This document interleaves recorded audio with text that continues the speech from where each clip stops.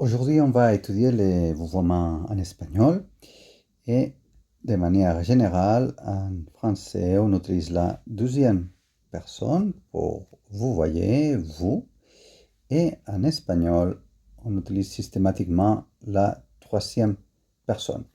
C'est-à-dire que pour vous voyez, on va passer systématiquement à la troisième personne du singulier pour vous voyez une personne, mais on va passer à la troisième du pluriel pour vous voyez plusieurs personnes. Ustedes. Prenons un exemple, on va commencer avec les pronoms personnels. Les pronoms personnels, en français, je, tu, il, elle, nous, vous, il, elle. Quand nous trouvons une phrase de la sorte vous êtes à Barcelone, comment en espagnol va comprendre cette phrase? Ce qui pose problème, c'est le vous. Cette vous peut faire appel à trois traductions différentes. La première, imaginons que je suis en train de tutoyer plusieurs personnes. Une traduction possible, c'est vosotros o vosotras estáis en Barcelona. Effectivement, ici, en espagnol, il ne sait pas si le français il est en train de tutoyer plusieurs personnes ou de vous voyez. Alors, une autre traduction possible, ça serait vous voyez une seule personne. Si on vous voit une seule personne, vous êtes à Barcelone, monsieur, on va utiliser la forme usted está en Barcelona. Mais je peux aussi, avec cette phrase en français, vous voyez plusieurs personnes. Alors, je vais utiliser effectivement ustedes están en Barcelona. Alors, effectivement, ici, on va utiliser le verbe à la troisième personne du singulier si vous êtes monsieur à Barcelone ou vous êtes monsieur plusieurs personnes à Barcelone, están.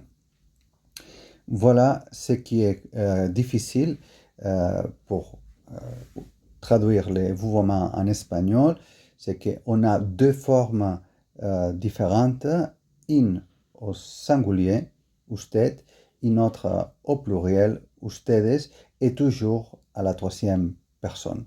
On va jamais utiliser, par exemple, estáis pour vous voyez. Parce que ça, c'est pour vous voyez plusieurs personnes, pour tutoyer plusieurs personnes au pluriel. Jusqu'ici, on vient de voir la traduction de vous, fonction, pronom personnel, sujet. On va passer maintenant à une autre traduction possible de vous, pronom personnel, mais fonction COI. Mais avant, on va nous rappeler de la différence entre les COI et les COD. Dans la phrase « Je donne mon stylo à Pepe », on a un verbe, donner. On a un pronom personnel sujet « je », mais après on a les COD et les COI. Effectivement, mon stylo, c'est un COD. Qu'est-ce que je donne et à qui? Pepe. Ça serait le COI. Voici la traduction de la phrase en espagnol. On a les verbes dar, les pronoms qu'on ne va pas les mettre, puisque en espagnol, les verbes nous donnent déjà la personne qui parle. Et ensuite, on a les COD et les COI. Ensuite, si on remplace les COD, on va avoir lo doy a Pepe, mais si on remplace les COI, le doy el bolígrafo. Si je décide de remplacer les deux, naturellement, ça serait lo doy. Mais ça serait une faute et quand les COI entrent en contact avec les COD, on va les remplacer et on va mettre C à la place de le. La forme correcte, c'est lo doy. C'est lo doy, tout simplement. Mais revenons, après cette petite explication entre la différence du COD et COI, à notre objectif. Notre objectif, c'était les vous fonction COI. Alors, effectivement, c'est vous, c'est un COI, on a les COD, les livres, mais comment, en espagnol, va comprendre cette phrase? D'abord, il faudrait lui expliquer à qui on s'adresse. Si on s'adresse à plusieurs personnes, vosotros, qu'on est en train de tutoyer, ou on demande le livre à une seule personne, ou on demande ce livre à plusieurs personnes. C'est-à-dire, vosotros, usted, ustedes. Cette vous admet cette vous admet effectivement trois traductions, mais pour les traduire correctement, il faut savoir à qui on s'adresse.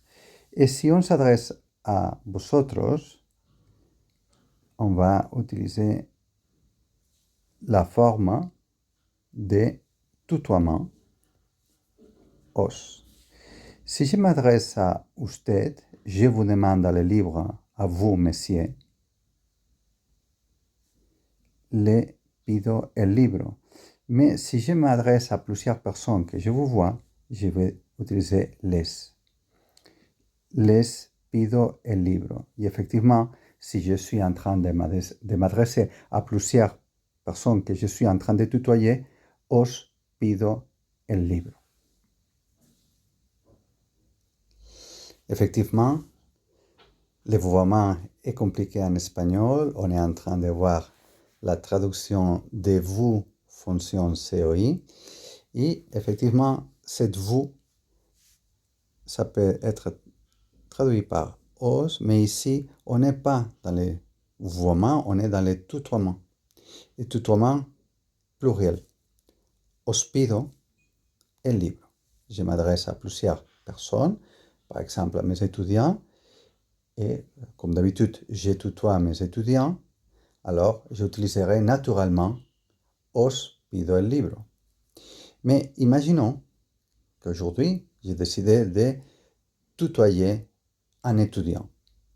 Alors, aujourd'hui, j'ai décidé de vous voyer un étudiant. Alors, si je veux vous voyer, je vais utiliser la forme les. Je vous vois au singulier. Et alors, je vais utiliser naturellement le pido el libro. Le pido el libro a usted. Mais, troisième traduction de cette vous, c'est si je vais vous voyer plusieurs étudiants. Alors, je suis au pluriel et mon COI va devenir les. Les pido el libro a ustedes. Voici les trois traductions de vous COI, dont deux pour vous voyez, qui sont très utilisés dans les commerces. La troisième traduction du pronom vous, au vouvoiement, ça concerne les pronoms réfléchis. Avant de voir la traduction, on va faire un petit rappel des verbes pronominaux. Voici un exemple de verbe pronominaux, le verbe presentarse. Vous savez que quand le verbe finit en il n'est pas conjugué, c'est-à-dire il est à l'infinitif où il faut coller les pronoms derrière, mais une fois vous commencez à les conjuguer, alors il faut les passer devant. Me presento, te presentas, nos presentamos, os presentáis. Alors, pour vous voyez, on va utiliser la forme usted se presenta, ustedes se presentan. Remarquez que c'est la même. Effectivement, la phrase vous vous présenterez à l'accueil a plusieurs traductions en espagnol. Cette vous, ça correspondra à c'est si on vous voit au singulier une personne, mais aussi si on la vous voit au pluriel. Effectivement, pour le vouvoiement singulier usted, vouvoiement singulier, et ustedes pour le vouvoiement pluriel. Ensuite, il nous restera se presentara, puisqu'on est au singulier, en réception, o se presentarán en réception si on est au vouvoiement pluriel. Vouvoiement singulier se presentera en réception. Jusqu'ici, on a vu les vouvoiements en espagnol.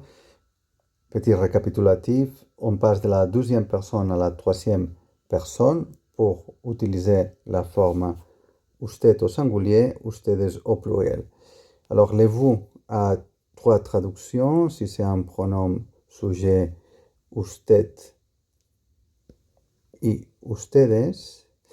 Mais si c'est un pronom, si le vous a une fonction COI, alors on va les traduire par les ou les. Et la troisième traduction de vous, c'est quand c'est un pronom réfléchi avec le verbe pronominaux, type se présenter. Alors, c'est vous.